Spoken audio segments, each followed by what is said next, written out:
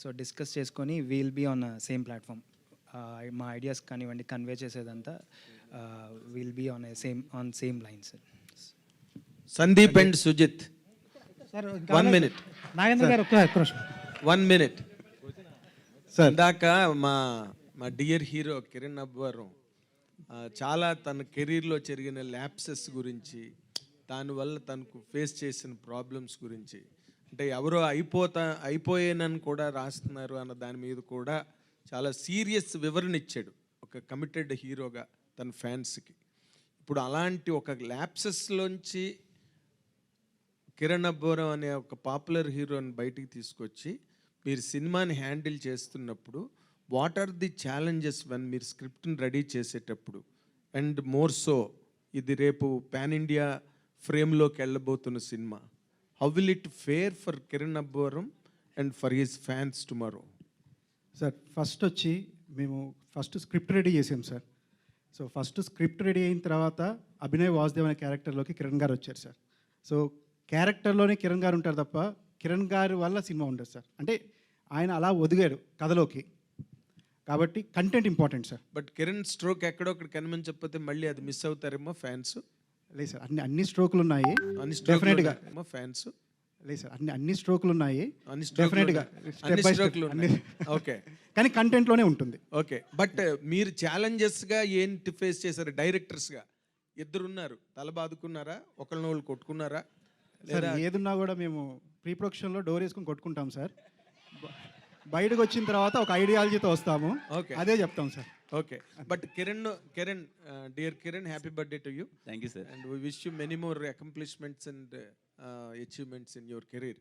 But ఈ cinema వరకు వచ్చేసరికి ది పాత్ యూ ట్రావెల్డ్ ఇప్పటి వరకు నువ్వు వచ్చిన దాంట్లో ఈ సినిమా నీకు మళ్ళీ నువ్వు ఎస్ఆర్ కళ్యాణ్ మండపం గురించి తలుచుకుంటున్నావు, ఇన్ని సినిమాలు చేసాక కూడా రాజు రాణి గురించి తలుచుకుంటున్నావు, అంటే you are completely unhappy with the middle space from then to this place. ఈ సినిమా మళ్ళీ నీకు ఒక మైల్ స్టోన్ అవుతుందా? Sir firstly okay, few films నాకు కొంచెం అయ్యిండొచ్చు కానీ but I'm happy with the films I did after Rajavaru Rani Gaaru, SR Kalyana Mandapam. I'm very happy with సమ్మతమే.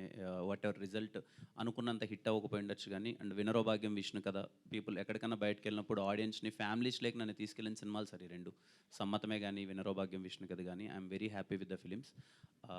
ఈ సినిమా అంటే మళ్ళీ అదే సార్, అంటే కొంచెం నాలో కొన్ని ఆడియన్స్ ఏవైతే ఇప్పుడు లుక్ పరంగా చేంజ్ కోరుకుంటున్నారు, నేను ముందు సినిమాలో చేయలేకపోయాను, అది ఎక్కడో కొంచెం రొటీన్గా అనిపించింది. నాకు స్పేస్ దొరికింది సార్. అప్పుడున్న కమిట్మెంట్స్ అన్నీ కంప్లీట్ చేసి టైం తీసుకొని నన్ను నేను మేక్ ఓవర్ చేసుకొని ఎలా చేద్దామన్న ఒక ప్రాసెస్లో చేసిన సినిమానే ఖచ్చితంగా కానే సినిమా.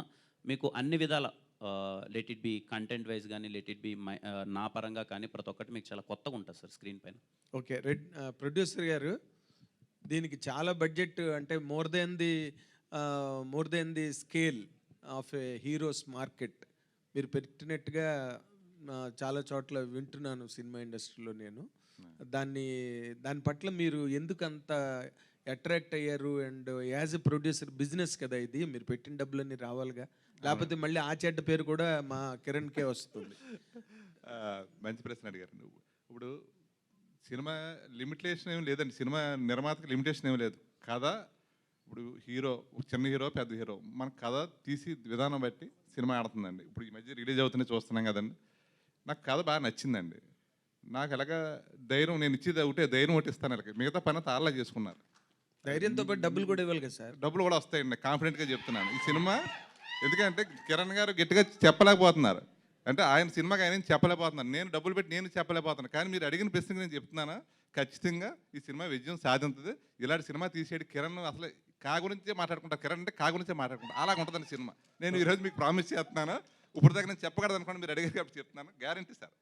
అంటే కమర్షియల్ అవుతుందండి, కమర్షియల్ పేరు వస్తే డబ్బు వస్తుంది, రెండు ఒకసారి వస్తాయి. Okay, wish you all the best అండి, whole the team. All the success sir. Sir ఇందాక కెరీర్ అప్ అండ్ డౌన్స్ ఉందని చెప్తున్నారు. ఈ టైంలో వాళ్ళిద్దరిని ఎలా నమ్మారు? ఎందుకంటే గతంలో కూడా వాళ్ళు సినిమాలు చేసింది, యాడ్ ఫిల్మ్ చేశారు వాళ్ళిద్దరు. ఎలా నమ్మగలిగారు? ఎందుకంటే కొంతమంది యంగ్స్టర్స్, అందరూ యంగ్స్టర్స్ టీము, వాళ్ళ కథ బాగా చెప్తారు, ఎడ్యుకేషన్ అనేది చిన్న ప్రాబ్లం వస్తుంటుంది, మీకు దాని మీద అవగాహన ఉంటుంది. ఎలా నమ్మగలిగారు వాళ్ళని? లేదు సార్, అంటే కథ చెప్పగానే నేను ఫస్ట్ మీటింగ్ కథ అయిపోయిన తర్వాత మళ్ళీ ఒక 2 డేస్ డిస్కస్ చేసిందే ఓన్లీ అబౌట్ మేకింగ్ సార్. వాళ్ళు ప్రజెంటేషన్ ఎలా చేద్దాం అనుకుంటున్నారు సినిమా అన్న దాని మీద కూర్చున్నాయి. వాళ్ళు మోర్ దెన్ నా కథ చెప్పిన దానికన్నా స్క్రీన్ మీద దీన్ని ఎలా చేద్దాం, ఈవెన్ సీన్ ప్లానింగ్ కానీ, స్టేజింగ్ కానీ, లేకపోతే ఈవెన్ సౌండ్ పరంగా they have very good knowledge. And Sandeep బ్రోకి has very good knowledge and VFX ఇదంతా. ఎందుకంటే ఈ సినిమాలో కంప్లీట్లీ సీజీ వర్క్ ఎక్కువ ఉంటుంది సార్. మోర్ దెన్ 40 మినిట్స్ పైన సీజీ ఉంది సార్ ఈ సినిమాలో. అవన్నీ వాళ్ళకి అవగాహన ఉంది. ఇవన్నీ డిస్కస్ చేసిన తర్వాతే నేను 100% కాన్ఫిడెంట్గా, యాజ్ ఐ టోల్డ్, ఈ సినిమాకి మేము pre production more than 8 months చేసాం సార్.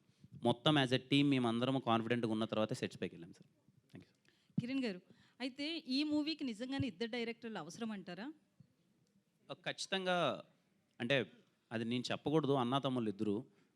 బట్ వాళ్ళిద్దరి ఒకటి మనము చాలామంది బయట చూస్తుంటామండి. మాకు ఒక క్వశ్చన్ ఉండేది యాజ్ ఏ ముందు సినిమా తీద్దామన్నప్పుడు, అన్నా తమ్ముళ్ళు కదా, ఎక్కడన్నా ఏదైనా చిన్న డిఫరెన్సెస్ వస్తాయా లేకపోతే ఏంటి అని చెప్పి. టిల్ డేట్ అండి దే ఆర్ లైక్ ఒకరొక వర్క్ని స్ప్లిట్ చేసుకుంటారు. చాలా అంటే చాలా జోవియల్గా మేమందరం స్టేజ్ పైన ఇంత నవ్వుతున్నాము అంటే బికాస్ ఆఫ్ దెమ్. ఏ రోజే కానీ మాకు ఆ చిన్న డిఫరెన్స్ కానీ, వాళ్ళిద్దరూ ఆఫీస్ నుంచి ఇంటికి వెళ్ళేప్పుడు కార్లో ఎంత తిట్టుకుంటారో కొట్టుకుంటారో నాకు తెలియదు కానీ, బట్ మేము ఉన్నప్పుడు కానీ సెట్లో కానీ they have very good clarity ఏం తీయాలి ఎలా తీయాలి అని. అండ్ ఐఎమ్ వెరీ అండి, ఐ ప్రామిస్ యూ, నేను ఇప్పటిదాకా కొత్త డైరెక్టర్స్తోనే చేశాను. I'm very happy. My directors are doing now great. ఒక డైరెక్టర్ ఈజ్ డూయింగ్ విజయ్ అన్నతో చేస్తున్నాడు. అండ్ ఇంకొక director is doing with big project.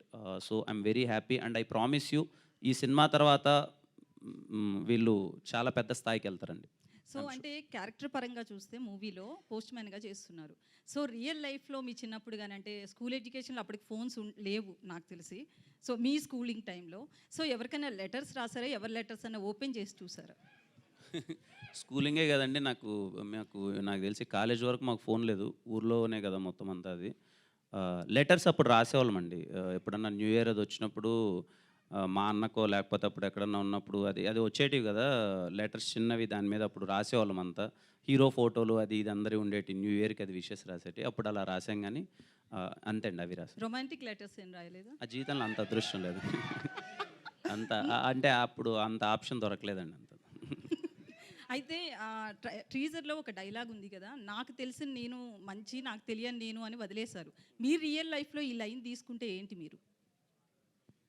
అంటే నాకు తెలియని నేనండి, ఏమండి సారీ తెలీదు. అంటే ఇందాక స్టేజ్ మీద మాట్లాడుతూ స్ట్రైట్ ఫార్వర్డ్ అన్నారు, అది కాకుండా అంటే ఏమండి నాకు తెలియని నేను అంటే ఐ థింక్ ఆల్ మంచి అనుకుంటున్నాను. Okay, thank you. కిరణ్ గారు సార్ ఇక్కడ bro, hi bro. This is Chandu, anchor from filmy looks. Hi bro. So నాకు కార్డ్ టీజర్ చూసిన తర్వాత ఇద్దరు గుర్తొచ్చారు. ఒకళ్ళు కళ్యాణ్ గారు, ఇంకొకటి చిరంజీవి గారు. ఎందుకంటే టైటిల్ ప్రజెంటేషన్ కానీ ఆ ఫాంట్ కానీ ఓజీలా అనిపించింది నాకు. అండ్ ఇంకోటి టీజర్ లాస్ట్ షాట్లో మీరు ఆ సైకిల్ సంథింగ్ ఏదో హ్యాండిల్ పట్టుకుని ఉన్నారు కదా, అండ్ మాకు ఓల్డ్ సినిమాలో చిరంజీవి గారు గుర్తొచ్చారు. అంటే ఆలయ శిఖరం ఆ టైప్లో ఆయన లుక్ కానీ హెయిర్ స్టైల్ కానీ. సో ఏంటి ఈ 2 రిఫరెన్స్లు ఏమైనా తీసుకున్నారా మీరు? ఇలా ఉండాలి బాడీ లాంగ్వేజ్ కానీ, లేకపోతే కాస్ట్యూమ్ కానీ, హెయిర్ స్టైల్ ఇవన్నీ కూడా అలా ఏమైనా ప్లాన్ చేశారా? అంటే పర్టికులర్గా ఇలా ఉండాలని అయితే ప్లాన్ చేయలేదు బ్రో. బట్ మొత్తం అంతా డిజైనింగ్, లుక్ అంతా డిజైన్ అయిన తర్వాత, ఆ హెయిర్ స్టైలింగ్, అది డ్రెస్ అంతా అయిన తర్వాత మేము సెట్లో ఫస్ట్ డేనే అందరము అది అనిపించింది. ఆ వైబ్ ఒక పాతకాలం సినిమాల్లో పున్నమి నాగు, ఆ సినిమాలో చిరంజీవి గారు ఉంటారు కదా, తెలియకుండానే అరే ఎక్కడో కొన్ని పడుతుంది అంటే కైండ్ ఆఫ్ లుక్ పరంగా హెయిర్ ఇదంతా అనిపించింది. బట్ ముందు కాన్షియస్గా ఇలా ఉండాలన్నది అయితే తీసుకోలేదు. వన్స్ అది డిజైనింగ్ అయిపోయి సెట్స్లోకి వచ్చిన తర్వాత అలా అది అయింది. బట్ టైటిల్ పరంగా పవన్ కళ్యాణ్ గారు ఓజీ అంటే అది కూడా అనుకోని అయితే లేదండి. సింగిల్ లెటర్ది కదా, ఎలా రిప్రజెంట్ చేద్దాం అన్నప్పుడు అన్ని లాంగ్వేజ్లో ఒక సింగిల్ వర్డ్తోనే వెళ్దామని డిసైడ్ అయ్యాం. అది అలా కుదిరిందండి, నాట్ ఇంటెన్షనల్గా అయితే కాదు. All the best. Thank you so much.